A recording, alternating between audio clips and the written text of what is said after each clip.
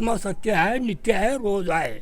बरोबर बरोबर. हां, मग त्याचाच आपण अभ्यास करायचा, निरीक्षण करायचा, संध्या करायचं, होम हवन करायचे.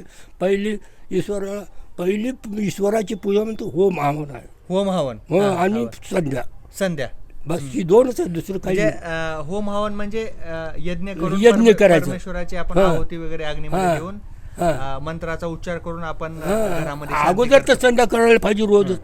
झोपेतून उठल्या सकाळी- आंघोळ करून, व्यायाम करून, योगासन करून, जोर करून अजून करतो मी.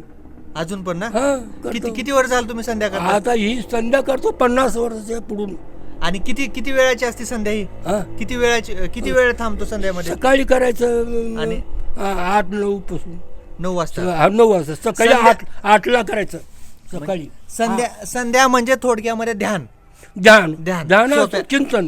ईश्वराचे ईश्वराचे गुण, कर्म, स्वभाव, पण वरी आकाशात काय, खाली काय, ही सगळे म्हणजे ईश्वराचे गुण, गुण. कर्म हं. आणि काय म्हणलो? गुण कर. ईश्वराचे गुण कर्म काय, पाऊस, पाणी, हां. ऋतुमान.